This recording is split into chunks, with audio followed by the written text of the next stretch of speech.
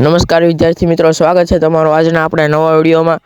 વાર્ષિક પરીક્ષાનું assignment solution આપણે લઈને આવી ગયા છીએ। ત્રિમાસિક પરીક્ષા એટલે કે આપણી વાર્ષિક પરીક્ષા ધોરણ 9માં વિજ્ઞાનનું વિભાગ એનું સોલ્યુશન છે।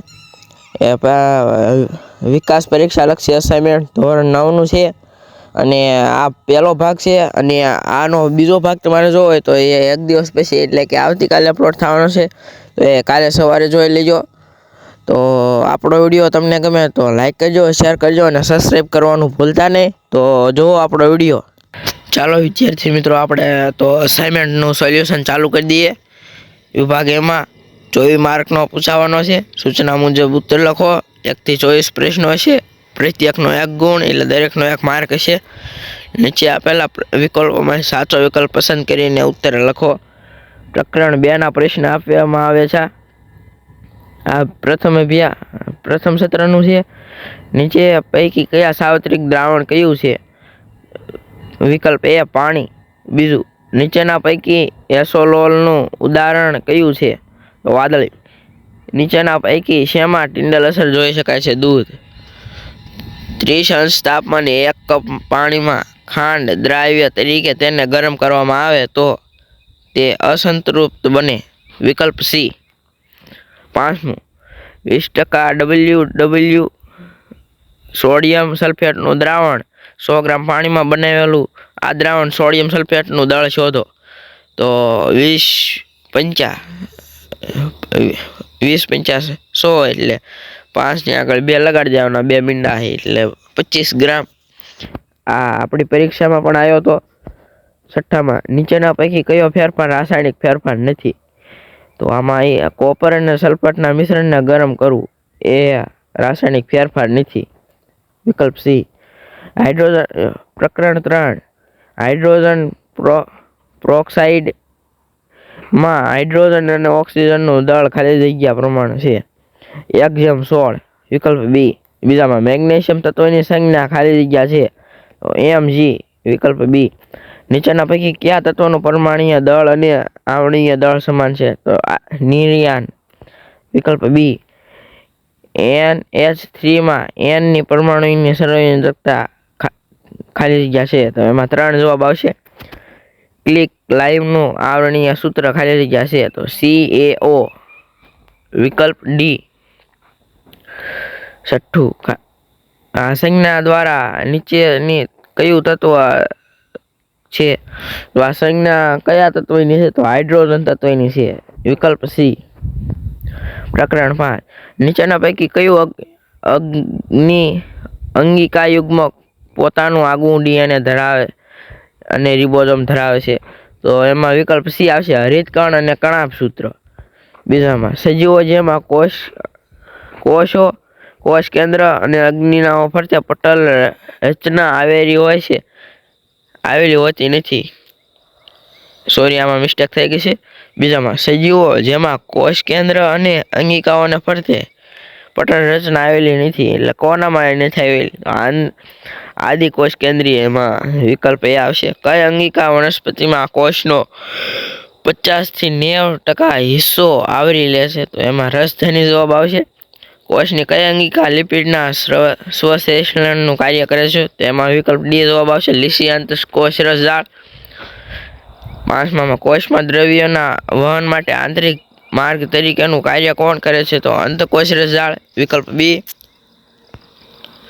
રસ સંકોચન કઈ પ્રક્રિયાનું નિર્માણ કરે છે? તો કોષ દ્વારા પાણી ગુમાવવાની ક્રિયાનું, એમાં વિકલ્પ બી જવાબ આવશે। પ્રકરણ 6, એક કરતાં વધુ પ્રકારના કોષો ધરાવતી પેશી એટલે જઠર પેશી? વિકલ્પ ડી। વનસ્પતિમાં અન્નવાહક પેશીનું મુખ્ય કાર્ય શું છે? ખોરાકનું વહન કરવું। વિકલ્પ બી। કયા રસાયણનું સ્થૂલન છાલને હવા અને પાણી માટે અપ્રદેશશીલ બનાવે છે? તો એમાં સુબેરીન આવશે। વિકલ્પ સી। 5માં, અરેખીય સ્નાયુનું લક્ષણ કયું છે? તો એમાં લાંબા હોય, ત્રાકાકાર હોય અને એક કોષ કેન્દ્રીય હોય। વિકલ્પ બી। કઈ પેશી પૂરક પેશી તરીકે આધાર આપવાનું કાર્ય કરે છે? તો એમાં મૃદુતક પેશી આવશે। અસ્થિ પેશીના કાર્યમાં જોવા મળતા મુખ્ય ખનિજ કયા કયા છે? કેલ્શિયમ અને ફોસ્ફરસ. વિકલ્પ સી. વાયુરંધ્રને આવરતા બે કોષો કયા છે? રક્ષક કોષો. બે. વિકલ્પ સી જવાબ આવશે. અન્નવાહક પેશીમાં મૃત ઘટક કયા છે? તો વિકલ્પ ડી અન્નવાહક તંતુઓ.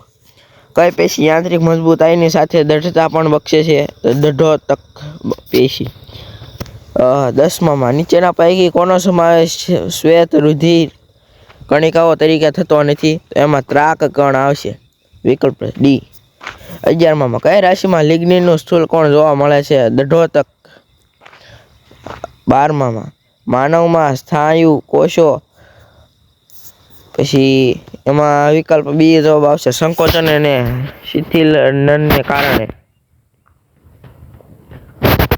પ્રકરણ 11. તરંગમાં ક્રમિક રીતે આવતા શૃંગ અને ગર્ત વચ્ચેનું અંતર કેટલું હોય છે? તો પાય, પછી પાય લખું છે, લીટો અને 2 એવી રીતે વિકલ્પ બી જવાબ આવશે. બીજું, તરંગનો વેગ કઈ બાબત પર આધાર રાખે છે? તરંગના કંપન વિસ્તાર પર આધાર રાખે. વિકલ્પ ડી જવાબ આવશે. ત્રીજામાં ડેસિબેલ એટલે કે ડીબી શેનો એકમ છે? એ ધ્વનિ પ્રબળતાનો એકમ છે. વિકલ્પ સી જવાબ આવશે.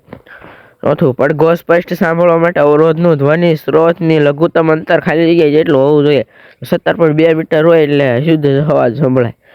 5માં નીચેના પૈકી આવૃત્તિવાળું તરંગ આપણે સાંભળી શકીએ છીએ? કઈ આવૃત્તિવાળું તરંગ સાંભળી શકીએ? તો 20 થી 20,000 સુધીના સાંભળી શકીએ. એટલે આમાં તો 150 હર્ટ્ઝનું સાંભળી શકીએ. એટલે સી જવાબ આવશે. ECG ટેકનોલોજીમાં કયા તરંગો વપરાય છે? અલ્ટ્રાસોનિક તરંગો વપરાય છે. ખરા છે કે ખોટા તે જણાવો છે. વાયુ અવસ્થામાં કણોની ગતિ ઉર્જા મહત્તમ હશે. સાચું છે. દરેક દ્રવ્ય દળ ધરાવે છે. સાચું છે. બીજું, પ્રવાહીની મુક્ત સપાટીનું ક્ષેત્રફળ વધવાથી બાષ્પીભવનનો દર ઘટે છે. ખોટું છે. વધે છે બાષ્પીભવનનો દર. ચોથું, વધુ પડતા પવનમાં કપડાં ઝડપી સુકાઈ જશે. સાચું છે. પદાર્થના પ્રતિ એકમ દળના કદને ઘનતા કહે છે. ખોટું છે. પ્રવાહીનો પ્રસરણ દર ઘન કરતાં ઓછો હોય છે. એ પણ ખોટું છે. પ્રકરણ 2માં પહેલું, પિત્તળ સંયોજન છે કારણ કે તે તાંબુ અને જસલનું બનેલું હોય. આ વિધાન સદન ખોટું છે. બીજામાં હવામાં હાજર રહેલા વાયુના પ્રમાણના ચડતો ક્રમ ઓક્સિજન, આર્ગોન અને નાઇટ્રોજન છે. આ સાચું છે. દૂધનું દહીંમાં રૂપાંતર થવું એ ભૌતિક ફેરફાર છે. એ પણ સાચું છે. કાદવ એ સોલ છે. એ પણ સાચું છે. આ બીજું, હવામાં નાઇટ્રોજન રહેલા વાયુની, એ ખોટું છે. 5મું, યુમાઇન પથ્થર એક ઘન સોલ છે. એ ખોટું છે. લોખંડના કાટ લાગવો એ રાસાયણિક ફેરફાર છે. એ પણ ખરું છે. પ્રકરણ 9. બે પદાર્થો વચ્ચેનું અંતર બમણું કરતા બંનેની વચ્ચે લાગતા ગુરુત્વાકર્ષણ બળ અડધું થઈ જાય. એ ખોટું છે. જેનું પ્રાયોગિક મૂલ્ય સૌ પ્રથમ ન્યૂટને શોધ્યું હતું. ન્યૂટને નહોતું શોધ્યું. એ ખોટું છે. બીજું, મુક્ત પવન કરતા પદાર્થનો પ્રવેગ તેના દળ પર આધાર રાખતો નથી. એ સાચું છે. ચોથું, હવાના અવરોધને અવગણતા એક સરખી ઊંચાઈથી એક સાથે મુક્ત પવન કરતા પીંછા અને વજનદાર પથ્થર બંને પૃથ્વીની સપાટી પર વેગમાં સમાન હોય છે. એ સાચું છે. 5માં પદાર્થનું દળ ધ્રુવ પ્રદેશ આગળ મહત્તમ હોય છે. ખોટું છે. 6, પારો ભરેલા પાત્રમાં લોખંડનો નક્કર ટુકડો તરે છે. સાચું છે. પ્રકરણ 10, કાર્ય પાવર અને સમયનું ગુણનફળ છે. સાચું છે. બીજું, પદાર્થમાં કાર્ય કરવાની ક્ષમતાને ઉર્જા કહે છે. એ પણ સાચું છે. ત્રીજું, પદાર્થ દ્વારા કાર્ય કરવામાં આવે તો તેની ઉર્જામાં ઘટાડો થાય છે. એ પણ સાચું છે. ચોથું, સ્થિર ઉર્જા અને ગતિ ઉર્જાનો તફાવત યાંત્રિક ઉર્જા કહે છે. એ ખોટું છે. 5માં પદાર્થની સ્થિર ઉર્જા એ સાપેક્ષ છે. એ પણ સાચું છે.